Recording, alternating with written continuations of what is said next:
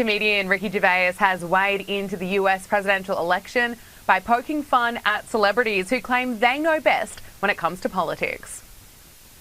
Hi guys, Ricky G here, wellness and beauty influencer. As a celebrity, I know all about stuff, like science and politics. So trust me when I tell you who you should vote for. He went on to mock some of those in Hollywood for the over-the-top reactions we've been seeing when they endorse candidates and some of the fear that is getting spread aimed at anyone who may be thinking about voting for the other side. If you don't vote the right way, that's like a hate crime. It makes me sad and angry, and I'll leave the country. And you don't want that. I promised myself I wouldn't get emotional, but you know what? You know what? We should be emotional. We should be upset. We should be scared and outraged. We should. Just like Kamala Harris, I too have been the underdog. I've been underestimated. My success belittled and discredited. I believe in every word that comes out of her mouth.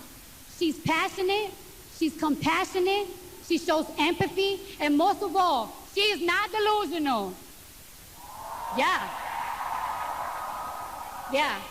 Kamala recognized that this country is at risk, that the economy needs to get stronger, that the cost of food and the cost of living is too high. Damn, it's even high for me. I believe her when she says, under her, buying eggs and milk won't break the bank. Look, I'm frustrated about a lot of things in this country. I'm sure you are too. But the other guy, he spent 4 years turning us against each other while embracing dictators and tyrants around the world. That's not who we are. We don't need to make America great again. Come on, we are great.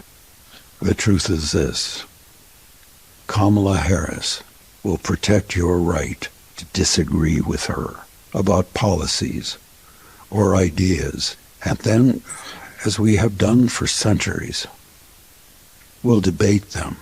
Something you need to know about this election and about why people lose their nut in America when their side loses. Put simply, this weekend, both sides are being told by their silos on the internet that they are definitely winning the election.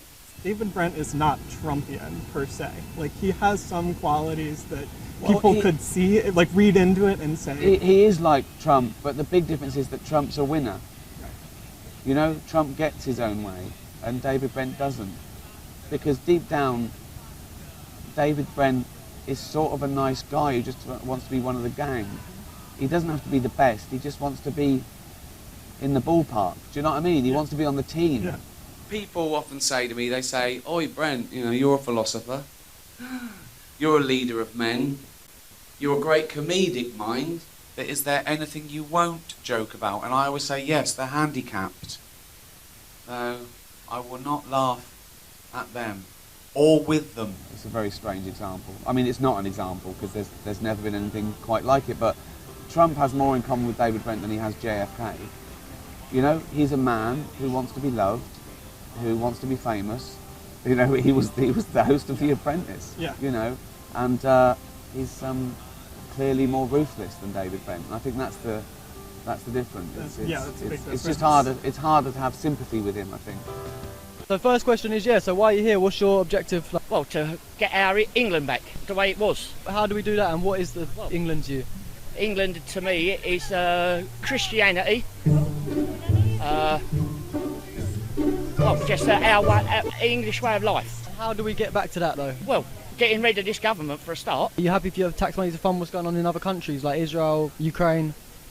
I agree with Israel after October the 7th, yeah. I don't disagree with what they've done. But I do disagree with boat people coming over here and getting in front of our own people that are homeless, getting put up in hotels. Yeah, I disagree with that entirely. Did you know that we send more tax money to Israel than we send to the asylum seekers? At least. Did you know that causes immigrants to come over as well? Because when we're bombing Palestine, we're helping Israel bomb Palestine. they could stop at the other countries, that they 10, 15 countries they come through, but they think they're on an easy ride over here, so they come here. What about Ukraine? Are you happy for your tax money to go over there as well? Yes, I think Ukraine have got to defend themselves, otherwise Putin never take over Russia. Yeah, take over. Well, take over. Get back to the old USSR. Yeah.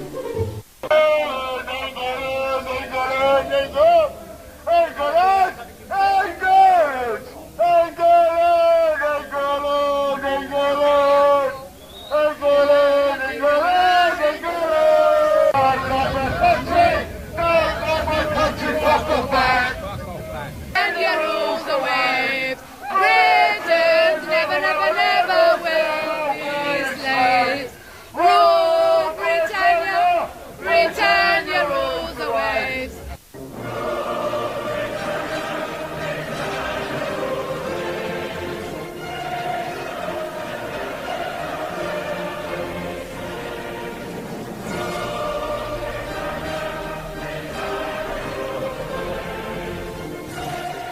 What are you? What do you believe in? Are you a Christian? Are you a Jew? What would you say? Do you believe in God? Yeah, I'm a Christian. You're a Christian? I'm a Christian, yeah. I've been pushed more. So I used to say that I didn't believe. My mum was a Catholic, brought up. But then, as I've seen the attacks on Christianity, and I've also seen the decay in British society, and the fall of Britain has come from the fall of belief. We have since we've stopped believing, and what built Great Britain? Christianity. What built everything about us, everything about our nation that everyone wants to come to it and make it a success was built on Christianity. Since that's descended, since it's been coming under attack, since people have left it, it's left a void. And that void's being filled. And if we want to understand and remember who we are, as part of our identity, I say to some people, even if you don't believe in Christianity, you don't have to believe in Jesus. That's what built us as a nation. That must be protected. That's part of our identity. But when it comes to the Israel and Jew things, I think Qatar, if you look at Qatar spent nearly £750 million in funding Islamic organisations across Europe. Yeah? Radical jihadist mindset. Qatar. I then, in 2009, like 5 years later, I set up the English Defence League. I set that up based on my own principles, which were anyone can join. We actually went on to have a Sikh division, a lesbian and gay division, a Jewish division. Anyone that's affected by these problems, because I've grown up in a town where I don't care about other cultures. I don't care if you're gay. I don't care if you're straight. None of that bothers me. I'll tell you the truth, I was brought up a Catholic, a Christian, my kids are Catholic. I wish I didn't. My Christian, my kids are Catholic for my mum.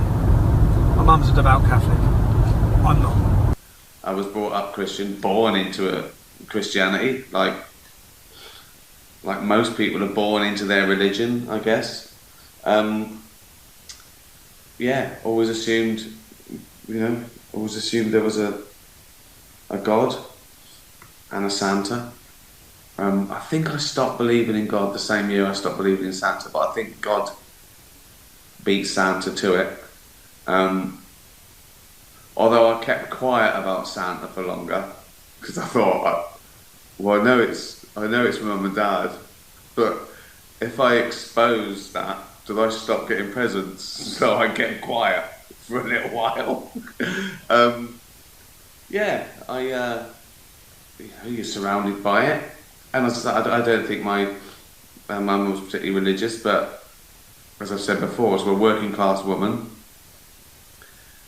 Jesus is like an unpaid babysitter.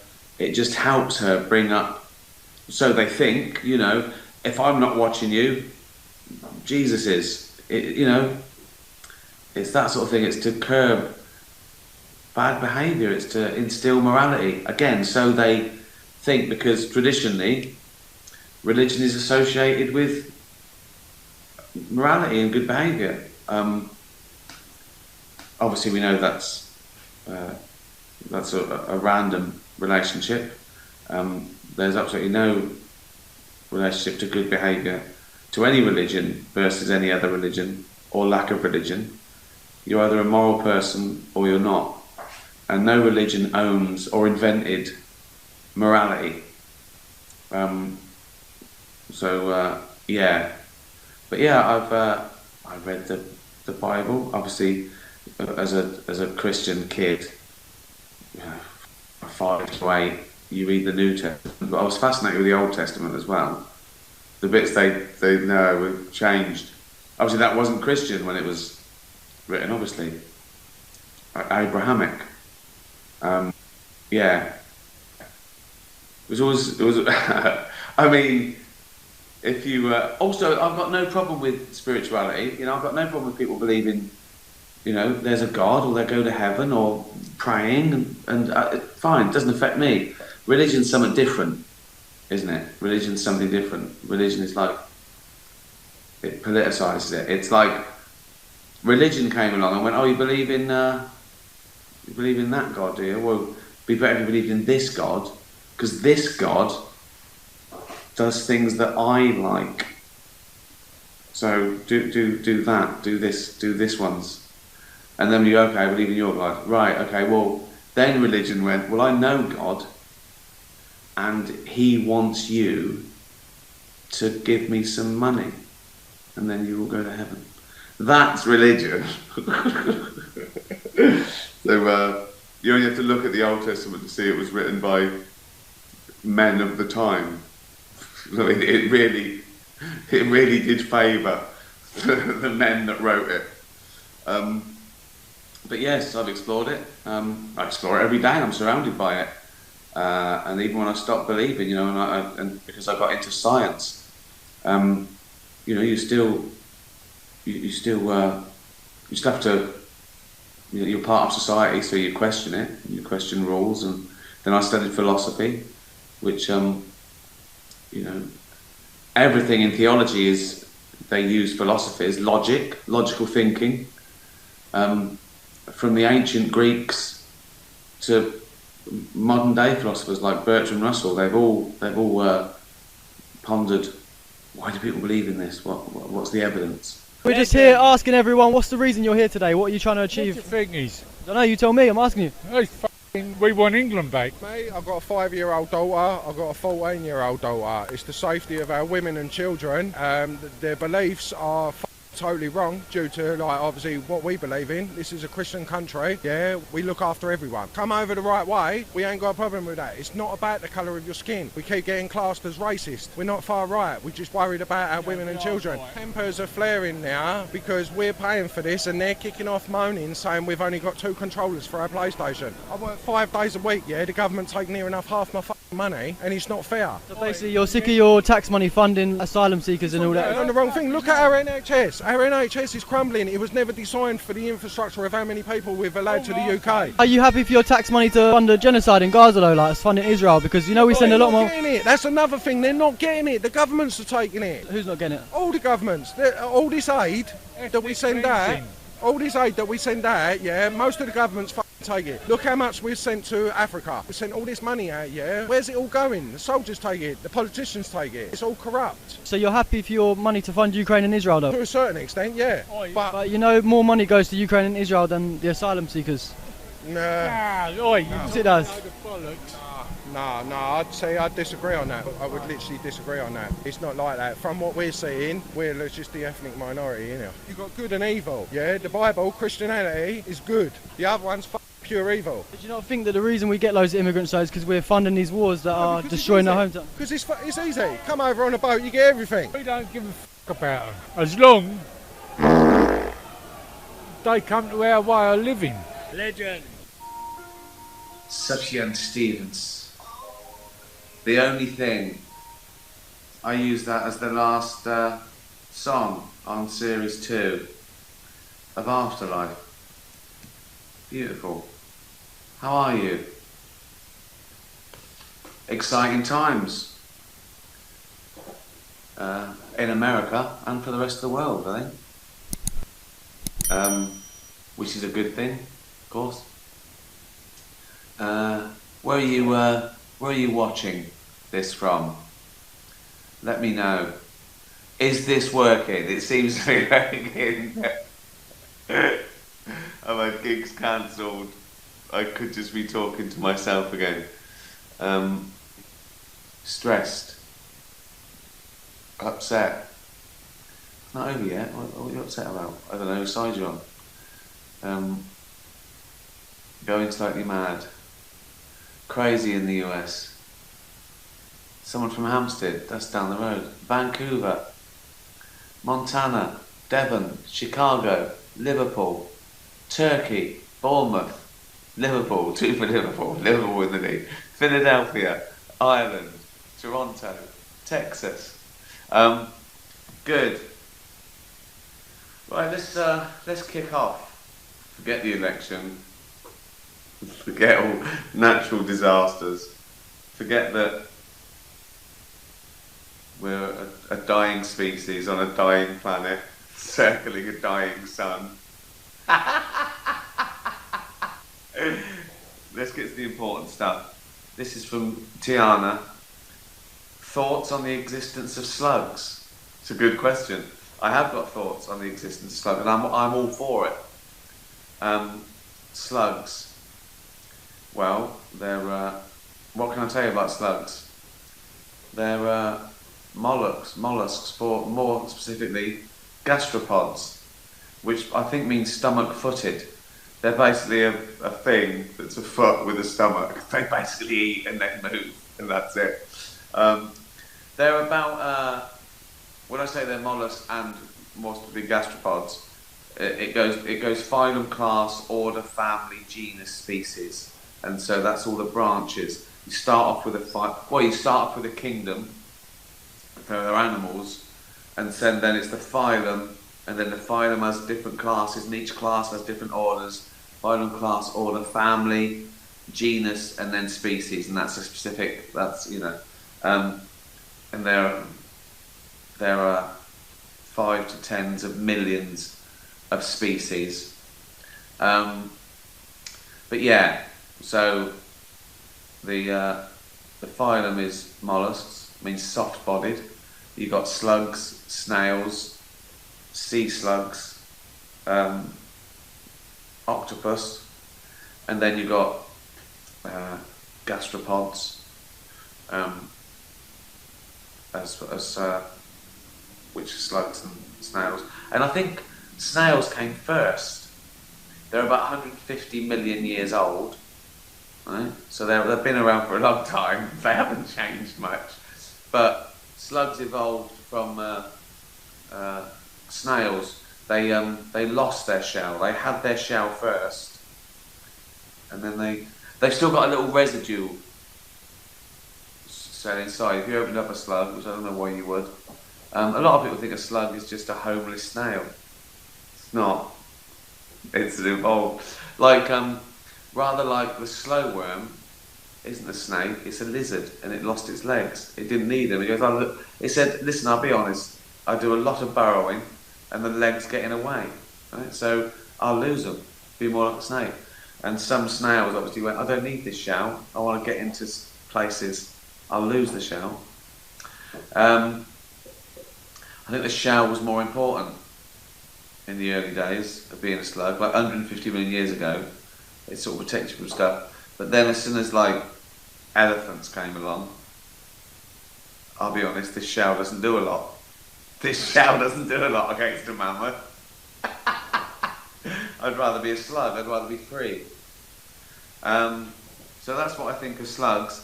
And they're basically food for every vertebrate, type of vertebrate. The birds, lizards, mammal, just everything eats the slug. The slug is basically food.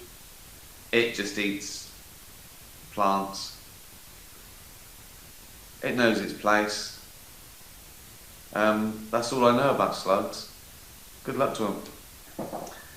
Freya says, we all know you're a huge dog lover. What is your favourite breed of dog? Oh, that's so difficult. My favourite breed of dog is the last one I've seen. Listen, I love the classics. I just don't think you can beat a beautiful retriever or a big old Labrador. But then, you start mixing them up because it's selective breeding, isn't it? A dog is a dog. I saw a dog the other day that was half German Shepherd, half Labrador. Amazing. The ears didn't know what to do because the Alsatian was going, let's do that, and the Labrador was going, let's do that, and so they sort of met in the middle. So I do like I do notice the ears on a dog first. I listen. I just love all dogs. I love every breed of dog. I love a dog that likes me. I can't stand if a dog ignores me. I go, hello, he goes, yeah, whatever. I go, So, I love some dogs are a bit too task orientated. They look at the ball, or I want a dog that loves me. Or at least it looks like it loves me. Even if it's just going, feed me. I don't care. But I do like a big old mixed up mongrel rescue. I honestly, I love all dogs. Do you get heckled much on stage? And what's your strategy for dealing with hecklers? Do you just ignore them, or have come back? I don't. I ignore them. Do you know what? I don't get heckled. No, I think I don't know. I don't know why I don't. I think it's rarer anyway in really big shows because they know you can't really hear them. So I think that usually happens in sort of clubs and comedy clubs and there's more of a culture of that. There's no point in shouting from the back of an arena. And if you're at the front, you've paid too much. You don't want to ruin the show. It's so rare. I think I've had a couple of people shout out, and the whole of the tour, and even that's usually something like, "We love you, Ricky." I mean, you don't need to deal with it, but you should ignore them because, and it's usually early on as you walk out. So no, I don't. I remember on Humanity, there's a bit where I'm talking about not having kids, and I'm in the middle of it, and I'm getting angry about this mythical child, and someone shouted something, and I what? He said, "It's a waste of a life," and I went. It put me up. I went, "Shut up, you," like that, right? And the audience sort of laughed, and I got on with it. And then as I was carrying on, my subconscious worked out that actually he was sort of complimenting me, like he was sort of saying, "Oh, that's a way. You should have kids. You'd be a good dad." And then I did the routine, and then I went to get a drink. And 10 minutes, I said, "Sorry, mate. When you shouted that, were you saying?" He went, "Yeah." I went, "Oh, sorry for calling you." But it's sort of, I didn't want it to be an unjustified put down because he was just a bit, and he was being nice. So I felt really guilty about putting him down. And it sort of preyed on my mind. And sometimes heckles will be nice, So you just got to judge it. But I think if it's just ignore it, and they feel like you move on. Because there's a certain part of a heckler that wants to be noticed. They sort of want to be part of the show, like a troll. They want you to. If you ignore them, they don't exist. Depending. I mean, if they were consistent, you've got to deal with it. But it just doesn't happen at my gigs. It doesn't happen at theatre gigs. It doesn't happen at arena gigs. It happens, when they're having a drink at a table in a club, I think. Ollie comic strip. If you met your 40 years younger self, what would you like about him? Or is it her? And what wouldn't you like? What would your younger self like about you, and what wouldn't he like? Apart from all the fat. Unbelievable. So what would my late 50s fat, grizzled, old, lazy, rich person think about my 20-year-old struggling, skinny, enthusiastic self? I don't know. I think I was all right. I'd probably say, don't worry about it. Don't worry about it. It'll be fine. Don't. But then it happened, so he was fine. What would he like about me? I don't know. He'd probably, if he knew it was me, he'd be shocked that he lived that long and then was that fat.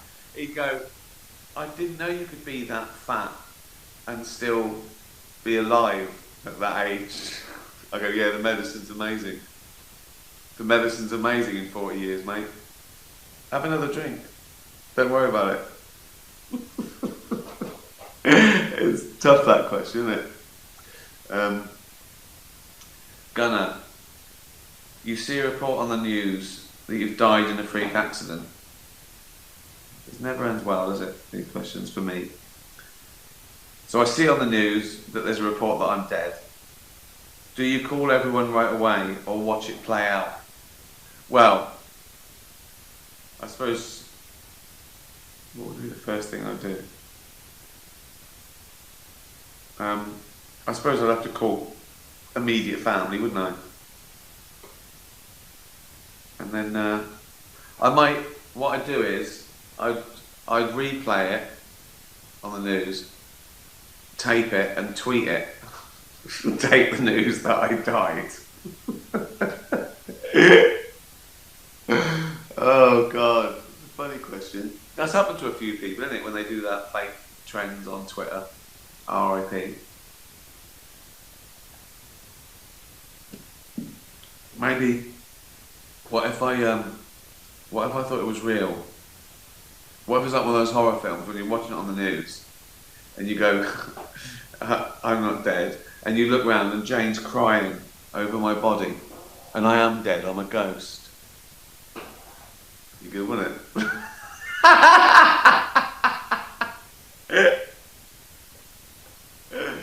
Oh, I like things like that, but the build-up's too much, isn't it? Those films when it's like a shock ending, you think, well, yeah, but that took 90 minutes. But just tweet the twist. I love a good horror film, but they're rare, aren't they? There's so few good horror films. Lots of things ruin a horror film for me. The first one is not taking it seriously. If I think that the director's got a wry sense of humour, that annoys me. I go, well, don't do it then. Don't do a spoof horror film, or don't try and get away with it. Don't sort of undermine the cliche, because it ruins the tension. Just I want a sincere horror film that's scary and horrible, and you know, I want someone who's trying to make the audience terrified. I don't want to try and make me laugh. I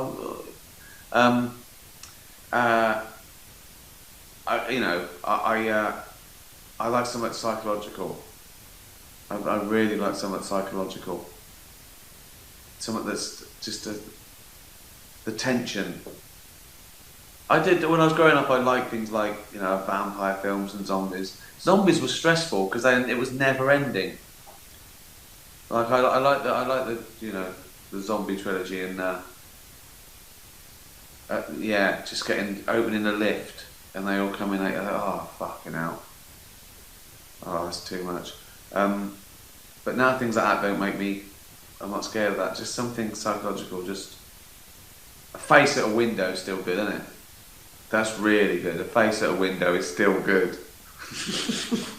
The bathroom mirror cliche. Good. Oh, good. Clean your teeth. Look down. Look up. That's always a good one.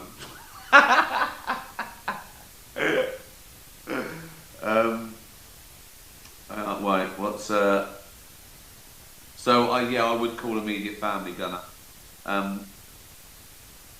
What if they hadn't watched the news and I called them and said, I'm not dead? And they go, what? I'm not dead. Well, alright, cheers. Bye. Bella, on a good day, how many pigeons do you think you could catch? No, I'm not fast enough to catch a pigeon, Bella. I've saved a few pigeons in my time. Once, right, we're in New York and it was like December, it was freezing. And there was a pigeon just on the pavement, and people sort of like walk past, and I went to it and it didn't move, and I thought, oh. I picked it up, and we were walking home, and it was, I carried it for about 25 minutes, like that. I don't know what I'm going to do with it. And then it sort of wriggled and just flew off. I think it had like just knocked its head or something. I just thought, and then it came to. So that one was easy to catch. A fat stunned pigeon is really easy to catch. But no, I'll be honest. I don't think many people can catch a pigeon. They're pretty cool customers. They always leave it like when I'm in a car and they're sort of pegging something, and the car, I think we've hit it, and it goes, oh, it just leaves to the last minute. They're clever little things. Right, here we go. Here he is. It's Rupert. Uncle, have you ever had any DIY home improvement disasters?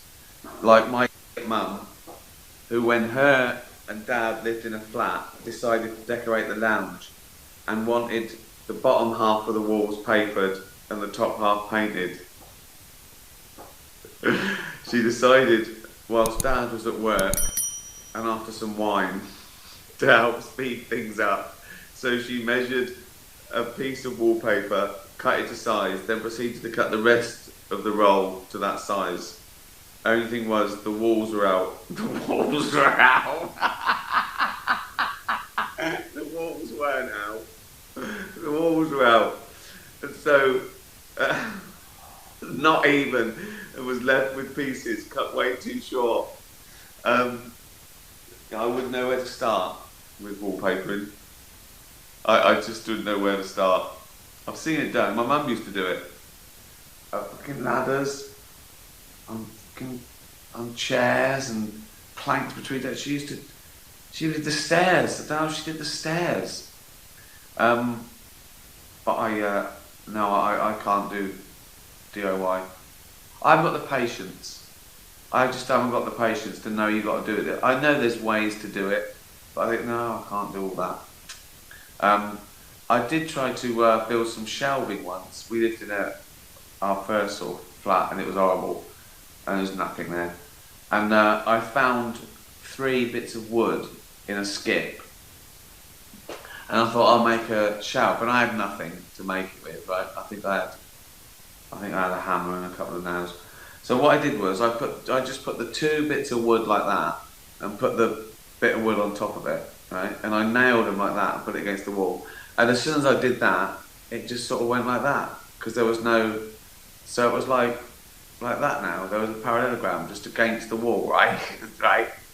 And by the time Jane come home, what I'd done is I'd put another nail here, tied a bit of string to it, and pulled it and nailed it in the wall. So this shelf was 3 bits of wood with a bit of string nailed in the other wall. What a shambles. It was dreadful. You gotta do things properly. You can't, like me making a suit out of curtains. I think that's the worst one I've done. I'll tell you a good tip. What I used to do, I don't know where I saw it, but we used to find bits of wood and things in skips to make stuff. And I'll tell you a good tip for a shelf. If you get a nice bit of wood, bricks. Like a couple of bricks, shelf, couple of bricks, shelf. It looks really cool. But I had a few of them. Once, I thought when I was in a band, because studio time was really expensive, rehearsal time was really expensive, I went to like a little local corner shop, and they had a basement. And I said, "Oh, can we use that to rehearse?" And I went, "Yeah."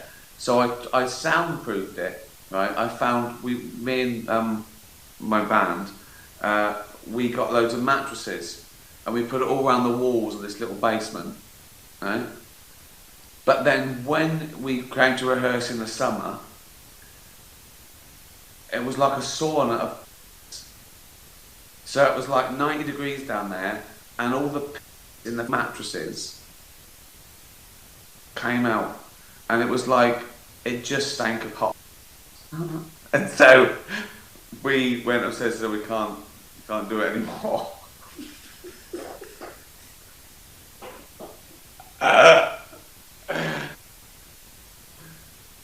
Oh, what a disaster. So I think to answer your question, Rupert, yeah, I have had a few DIY disasters. Have I tried to fix anything else? Tried to fix a chair today in my office with sellotape. One of the things broke, so I tried to do it with sellotape.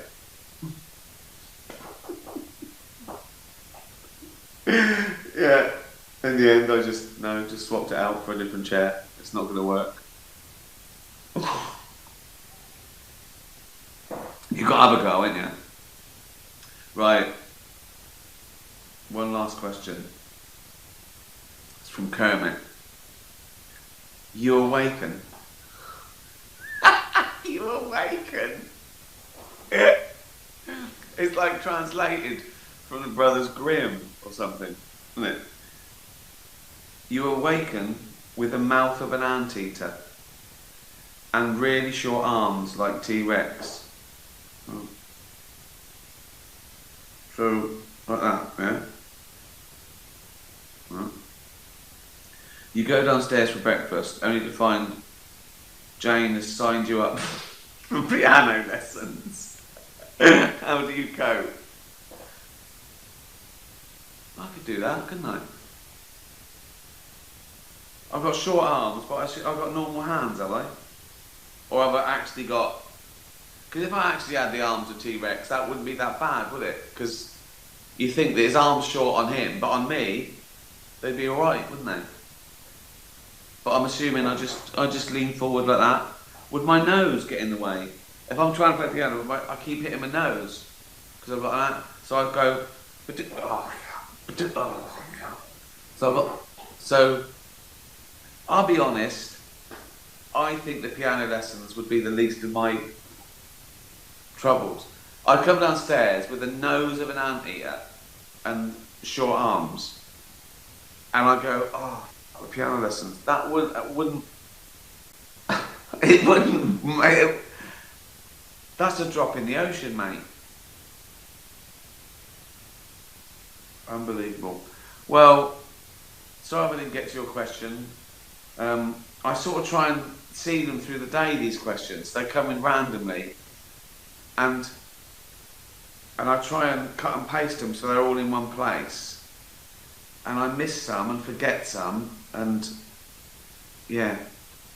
So sorry if I didn't get to yours. But I hope you still enjoyed it. Listening to cats and dogs ask me about losing parts of my body. I'm just trying to think of other DIY disasters. Once, right, when we were at school in the library, me and my mate Jack were mucking around. Right, it's meant to be reading time, right? And it was sort of like, you know what a library's like, but it was like loads of shelves and a sort of a desk behind each little partition of shelves, right, where you know you're meant to be sitting quietly. And Jack thought it'd be funny to climb up, right, and look over at me to surprise me. And he got to the top and went like that, and I looked up and laughed, and then the shelves broke, and he just went like that, right? And it was an almighty crash, and all the shelves fell on him, and the teacher came round and looked at him like that, and Jack picked up a book and went, have you got anything on frogs? And the teacher went mental. right, like the idea. He thought, I'm going to get in trouble anyway.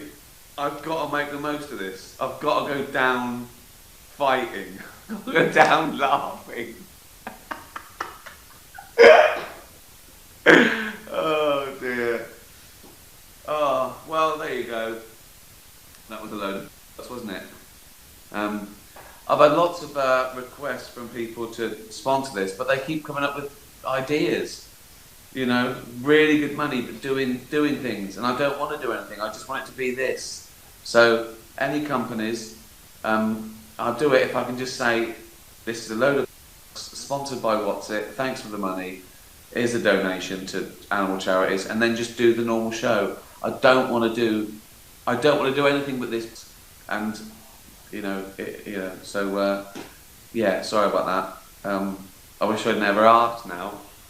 I'm having to turn down really good money because I don't want to change this. I mean, that's ridiculous. Why? Well,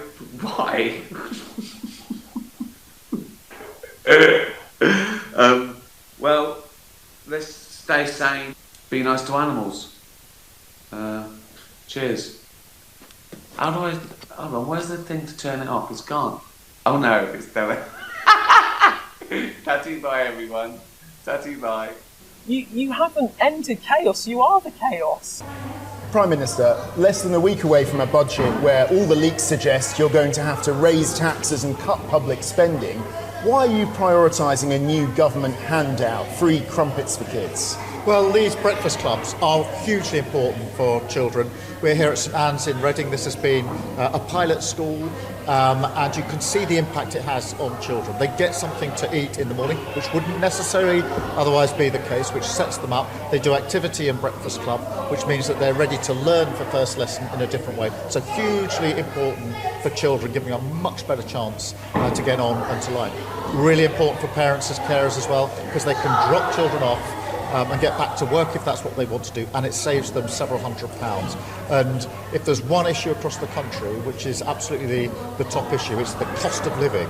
So every step we can take to help people with the cost of living is a really important step by this government. Do you think Nigel Farage wrote this? We've had this conversation. You wouldn't go there, will you now? Well, I think that what he should do when he can see what to me is clear racism, a fellow MP saying, I'm fed up with black and Asian faces on my television. That to me is racism. I suspect it is for most people watching this, but he hasn't got the spine to call it out. He's got plenty to say about plenty of things, but when it comes to the fundamentals, he can't call it out. And now he needs to deal with this pro-Russian bribery. It's not just a serious criminal offence, it undermines our country. It's serious. The first duty of a Prime Minister, of a leader, is to keep our country safe. So he needs to launch that investigation. Can I ask you about integrity? You made a promise when you came into Downing Street that you would restore respect to politics. Can you honestly say, hand on heart, to the British public that your government has done that? Yes, and I'll tell you for why. When I came in, I strengthened the ministerial code. I gave more powers to the independent advisor. And in every case where there's been any issue, Prime Ministers have referred themselves to the independent advisor and followed the advice. You've been in trouble with that independent advisor yourself. You've had to talk about the fact you said you were going to recuse yourself from an appointment and you didn't. You've had to apologise over freebie scandals. Honestly, do you really think that your government has had more integrity than the last? Well, as I say, I personally strengthened the ministerial code. I gave more powers to the independent advisor. And the difference now is that ministers know that if there's any issue, they must refer themselves in. You don't think you need to be straight with people that you haven't restored the politics? If you remember what happened before, there was no accepting of responsibility by the then Prime Minister or the government. So you're just slightly less sleazy than the last government? No, it's important we're accountable, and we are accountable, and that's why I strengthened the code. Prime Minister, is it important that politicians stick to their word? Yes, it is important that politicians stick to their word. They have to make decisions against a difficult backdrop, and we've obviously got big decisions to make in the budget that's coming in just a few days' time. So I've got your manifesto here. Will you keep your word not to increase taxes on working people? It's on page 21 in this document. Well, we've made that commitment, and obviously we'll lay out our plans at the budget, which is just a few days away now, so you'll be able to see exactly what decisions we've made. Now, obviously, we make those decisions against a very difficult backdrop. We had the 2008 crash, where people haven't felt much better off since then. We then had austerity for a number of years, which destroyed our public services. then had a botched Brexit deal which damaged our economy, and then then COVID and the conflict in Ukraine. But we will make. It's very important that we take the right decisions for our country. I'm optimistic about the future of this country. I absolutely believe that this can be much better on living standards, on our public services, and on how people feel. You told me a year ago, days before the 2024 budget in Chobham, you said we made an absolute commitment that income tax wouldn't go up, national insurance wouldn't go up, their VAT, as in working people, wouldn't go up. I said that in the campaign, we're going to keep those promises. Will you make that commitment again today? Well, but we're going to set this out in just a few days. You won't, will you? Well, you said that just a few days before the last budget. You know you did make the commitment before the last budget. You know that the decisions will be made and set out in full in just a few days' time. You're not going to. You'll be able to. Will you make the commitment again now? You won't, will you? You will be able to hold me to account then when those principles are set, when those decisions are set out. But you won't rule out. You won't rule out tax rises on working people. The principles will be fairness, and the three things that I'm bearing down above all else is protecting our public services, the NHS, cutting our debt, which is vitally important, and dealing with the cost of living crisis. Because for most people watching this, the cost of living will be their number one issue, and that's why it needs to be the number one priority of the cost government. of living. You won't rule out tax rises. You won't repeat your commitment not to raise taxes on working people. Freezing tax thresholds beyond 2028. All I've said is we will set out our plans It's going to hurt on Wednesday. working people, isn't it? Freezing tax thresholds. Well, we're going to set out our plans on Wednesday. You will see them set out in full, and then you'll absolutely be rightly holding me to account for the decisions that we've made. Your Chancellor said in last year's budget, freezing the thresholds will hurt working people. She's right, isn't she? I'm not asking you about the budget, I'm just asking you if it would hurt working people. We are going to set out our decisions. We will have absolutely in mind that the cost of living is the number one issue for people across the country. And then we will make during the election, fully set out. During the election, you promised not to raise taxes on working people. You put it in your manifesto. We did. Before the budget last year in Chobham, I asked you this. You recommitted to that. I just want to say on record now, you are not recommitting to that today, are you? Well, it's only a matter of days now to the budget. We will set out our plans in that budget. I've set out what the principles are, and I can tell you, I mean, politics for me is about who do you have in your mind's eye. It's working people, and you're going to put their taxes up. I have in my mind's eye people who are struggling with cost of living, who can't necessarily make ends meet. And that's political. It's also personal. When I was growing up, we couldn't always make ends meet. We couldn't always pay our bills. I know what it feels like to be in your kitchen around the table wondering which bills you're not going to be able to pay this month. And so having who you have in your mind's eye is really important. That's what I've got in my mind's eye as we go into this budget. Okay. PM, you promised to end the chaos when you were elected, but since the summer we've had winter fuel U-turn, welfare U-turn, Rayner's resignation, Mandelson's sacking, Andy Burnham's leadership drama, the Wes Street in number 10 showdown, pitch rolling in income tax rises only to U-turn.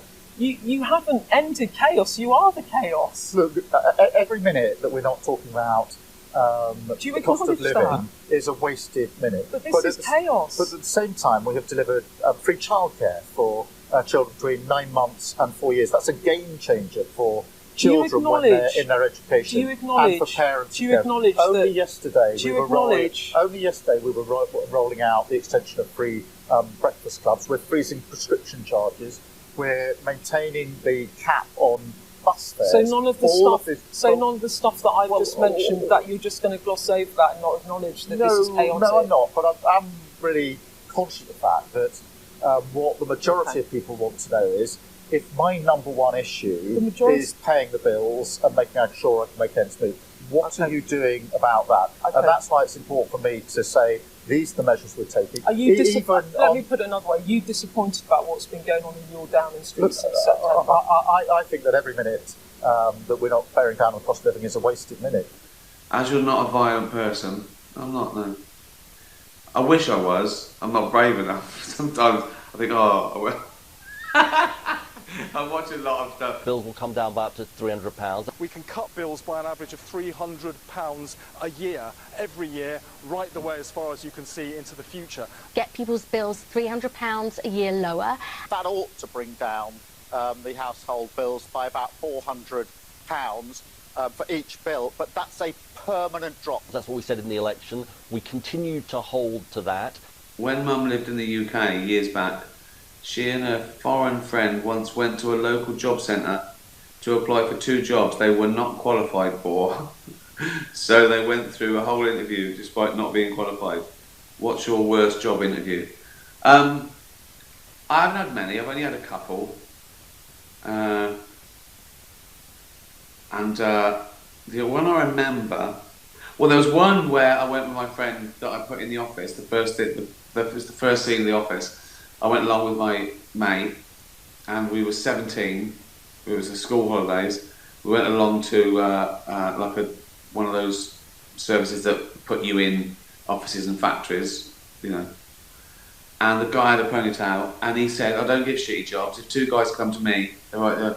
And he called his mate up, and he went, yeah, of course they're 18.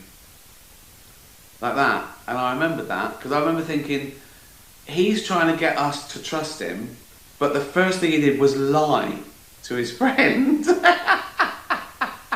And I remembered that, and I thought, you know, and that was, yeah, sort of 20 years previous. There's a few £billion of overspend. This is not a £22 billion black hole. That's complete nonsense. It was created by Rachel Reeves, signing off a deal with the unions at face value without any productivity improvements. I've never seen any government in recent decades do that. That's what she did. And then, of course, because of that tax spend doom loop she's in, and because of this constant speculation about what's ahead, businesses stopped investing, which means the economy stops growing. That's where we are. Business confidence has completely crashed under Rachel Reeves. So the things that actually generate the money for public spending have completely disappeared. So it's all fine, no black hole at all when the Conservatives have less power. Listen, we've been through a difficult time. But wait, let me tell you where we were July last year, July 2024, when they took over. Business confidence, according to the Institute of Directors, was +5. To date is -73. That's the steepest fall on record. It's the lowest recording on record. Actually, it's not the lowest. It was -74, which is last month. That's the lowest ever. That's what she's done to business confidence. And it's business confidence and investment that drives growth in our economy. You wouldn't get Jerry Seinfeld doing this shit, would you? Seriously. I mean, and you're probably glad of that, because it is it's pointless, isn't it? Well, it's not pointless, is it? Why? I don't know. Why do I do it? It's for some people. Some people might like this. So anyone who doesn't like it doesn't need to watch. So I'm doing no harm. So anyone who does like this, then I'm doing it for you and me a bit, I guess. I don't know. it's like, I'm on tour, obviously. You know about that. I'm also trying to make Dutch Barn a global brand, and I'm working on a new animation for Netflix, which by the time it's finished would have taken 2 years. So did Vienna, big arena in Vienna. That was the weather was lovely. 48 hours wandering around, and the gig was fantastic. It still blows my mind that I can play a country where English is their second language, and 15,000 people come out and understand it. It's great in Europe as well. I think they treat comedy in general with a bit higher status than we do in England and America. Because I hear we're sort of like, we're clowns, aren't we? Sort of performing monkeys, most of us. But over there they sort of think, oh no, it's art, it's a one-man show. You get applause breaks. If you do anything sort of like, you know, a bit clever, or just a really good joke, or even a good setup, a good premise, a good observation, they really appreciate it as an art form. And I don't think I don't think stand-up is an art form. I've thought about this. I think it's a service. I think when people just get too bedded down with thinking, oh yeah, you've got to change the genre, you've got to be doing something, as opposed to making the people who paid 50 quid laugh. I think you get up yourself a bit. You've got to, and even I've changed a little bit. You know, I used to want for people who weren't there to like it, and now I just try and make sure those people get value for money, and just be funny. You just want they've come to laugh for an hour and a bit. They haven't come there to go away and write with you going, yeah, you really pushed some boundaries there, made me think. That's great as a bonus, but you shouldn't.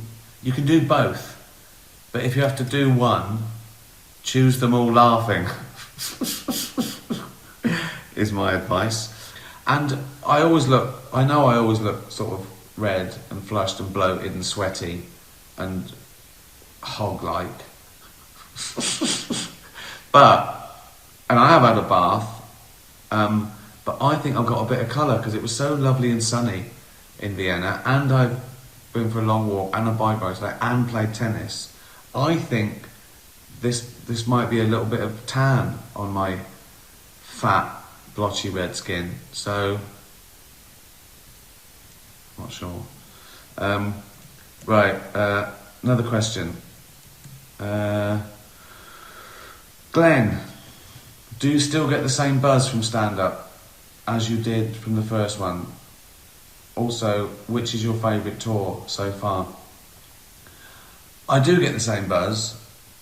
I mean, I still get a buzz from going, oh my God, I've sold out an arena in a foreign-speaking country. That's amazing.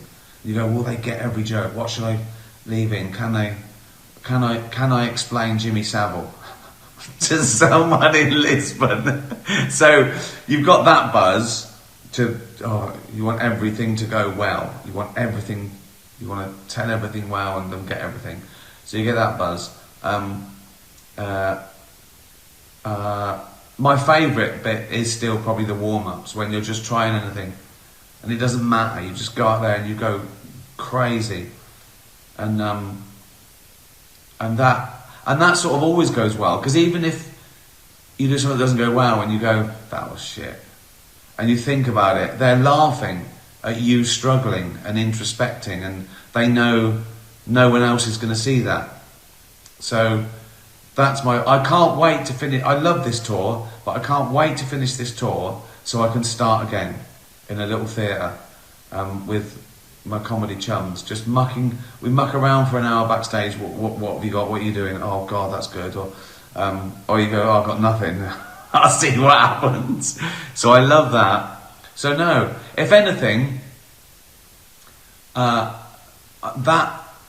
part feels as fresh and exciting as it ever did. Maybe even more so. The starting again bit, the trying stuff out, and then there's the excitement of all the usual things, like going to wonderful places, selling out arenas that no one else has. Yeah, I do like breaking the odd record. What's your favourite tracks, albums you've been listening to lately? Oh my God, you're going to just hear the same old ones I've been listening to since 1970. I mean, I still do listen to those every day, on a plane, on a train, not in a car actually. In a car I listen to XFM classic rock. So yeah, that's what you're dealing with. I still listen to the old boys: Bowie, Radiohead, Cat Stevens, Neil Young, Bob Dylan, all those. Some you might not have heard of, that I listen to regularly. I think I listen to Sun Kill Moon the most the last few years. This is mesmerising. I love it, the things he sings about check out Sun Kill Moon, anything. Just put in YouTube, Sun Kill Moon. and Red House Painters, another sort of version of him. Bon Iver, So Ven, sort of indie folk stuff.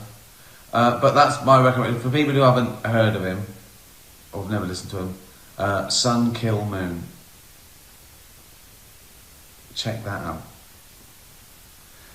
Right, I'm not gonna do long today. I'm tired, and I've got TV to watch. Benji, what is your definition of success? Oh, that's tricky, and it's sort of all the definitions sort of change as you get older. It would need a very, I think it would need a very long definition, because you have to keep justifying things and there's caveats. I've probably got it honed down to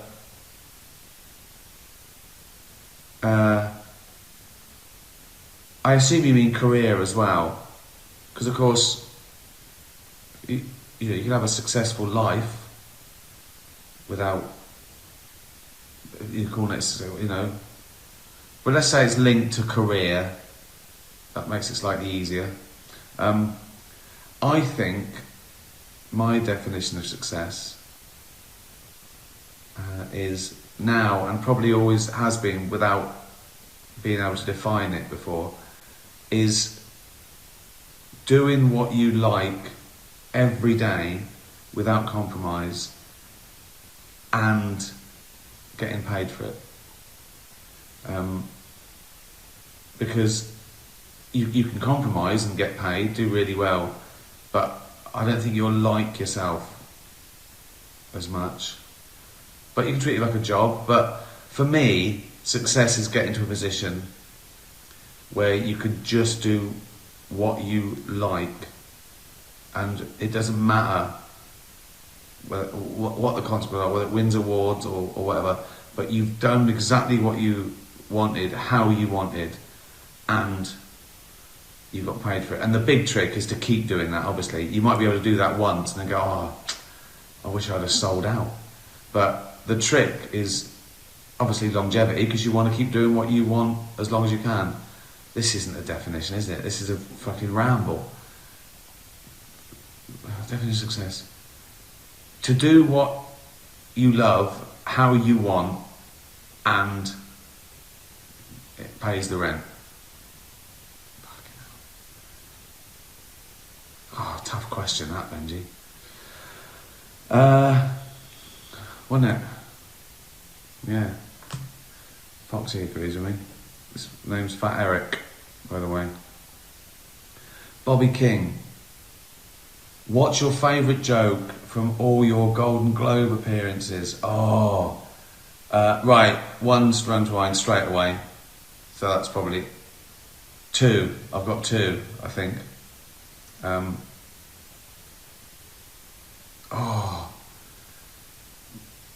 Maybe three.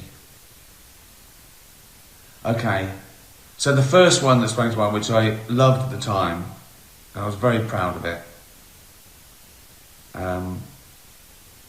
was at the last Golden Globes, when I said we were going to do an in memoriam tonight, but when I looked at the list of people who died, it wasn't diverse enough. I was very proud of that.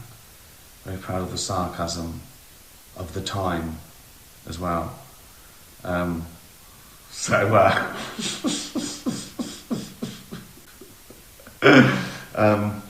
Caitlyn Jenner joke about she didn't do a lot for women drivers. That was sort of ground zero for that sort. When was that? That was the 2016 one. I love doing the DiCaprio one to his face as well. By the time the film finished, his date was too old for him.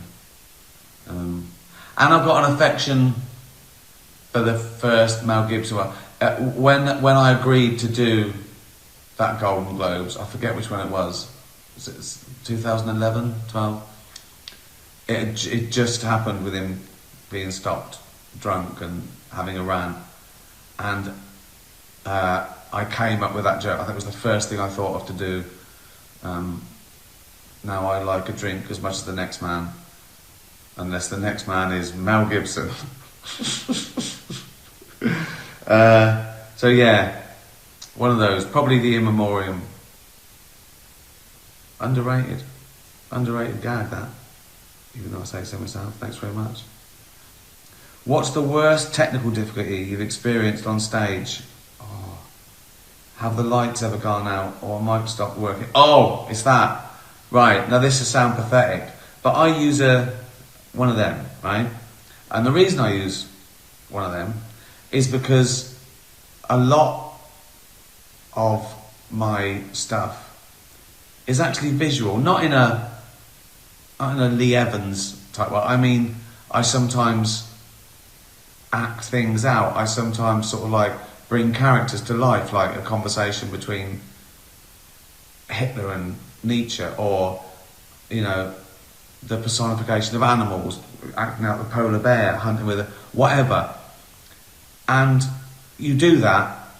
So halfway round Armageddon, I forget where it was, might have been Cardiff or Birmingham, my mic failed.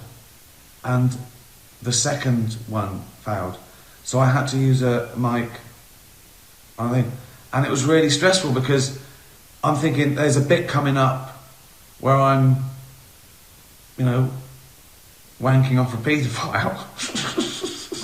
And I thought, I've got to do that and that. So, well, and I've got to talk. So how can I? So you're thinking about this.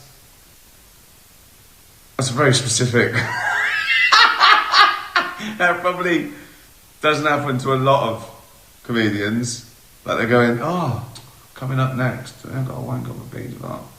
So that was stressful because I had to think one step ahead of how can I do these things that I've been doing, but with a mic in my hand and the mic's got to be near my mouth. So that is the most stressful thing that's ever happened. There was once, might have been Humanity or Supernature. Before we went on, someone came to me and said, oh, can we postpone it? As about, I don't know, 10 to 8 or something. I said, can we postpone you going on? And I said, why? I said, oh, someone's been taken ill and they've called an ambulance. And I went, oh, are they okay? I said, I don't know if they thought it was a heart attack or something. It was all right in the end. I checked. And I went, oh yeah, okay. And they said, and then they came and said, okay, actually, it's fine. They've moved him to somewhere so the audience can't see what's going on, so we could start. I went, are you sure it'll be all right? But yeah, it's fine.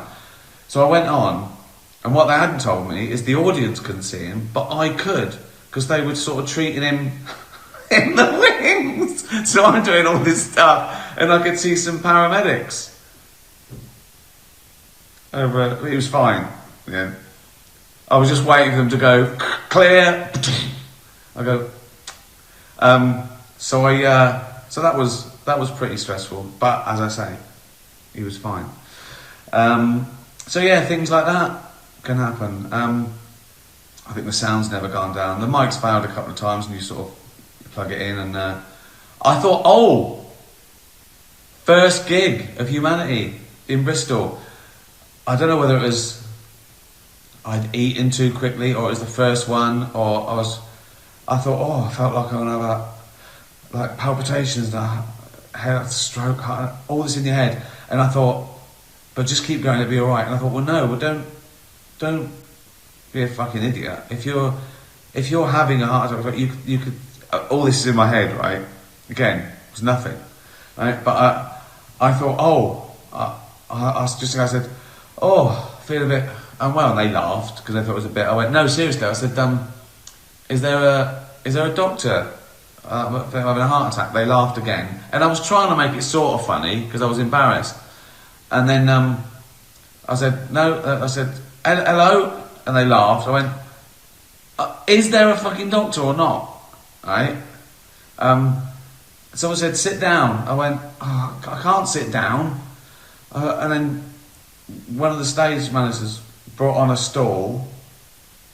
It was a pink stool, not even a chair, a pink fucking stool. I went, oh, that looks fucking comfortable. They laughed. And then someone said, they're a doctor, right? And I went, are you a doctor? I went, oh, yeah. I went, what do you think it is? I went, well, I can't tell from here. I went, oh, don't fucking get up. And I started feeling better. I carried on. So, yeah, lots of things can go down. I remember I did one once, there was no aircon, and it had a tin roof. I think it was next Fort in Jersey. And I played it in the heat wave. It was 32 degrees, the weather. So inside it was ridiculous. I can't even imagine what it would have been. About 120. That was tough. That was fucking tough. But you get through it, don't you? Oh yeah, Dutch Barn are doing a Spirit of Comedy competition. We're trying to find the next big thing. The prize is £5,000 and you get to support me at Wembley Arena. Anyone can enter. There's like 20 different heats in 20 different cities around the country, so you can enter and, you know, just do like a minute and we're holding it down, or go along and just watch and support new acts. Go to the website, I'll tweet it, I've tweeted some stuff already, dutchbarn.com, have a look. Spirit of Comedy. What else? Oh, a Dutch Barn is in Canada and America. It's already in 100 those government liquor stores. What is it? What is it? LCBO in Ontario. So check it out, Canada, and we're gonna obviously spread hopefully. And it lands in New York and a few other sort of northeastern, Washington and New Jersey next week. So please, if you're in Ontario or New York, New Jersey next week, buy a bottle or just take a picture and tell me it's in it, it's here. Hope you like that. And I've just announced a brand new country I've never played before, Italy. I'm playing a ridiculous, I don't know what it is, 15,000, something like that, forum in Milan. And tickets go on sale this Thursday, pre-sale Wednesday. So that's a lot of people in a non-English speaking country. So, but they come from all over in Europe. It's so great playing Europe, because if you play like a Friday or Saturday, you're sort of playing the whole of Europe, because they drive 2 hours and from all over the place. So yeah, please come and see me in Milan. Make a weekend of it. Beautiful place. See me. Go home. Be nice to animals. Tatty bye. Say bye bye, Foxy. Oh, fuck's sake, fat thumbs. Oh, for fuck's sake. Say bye bye.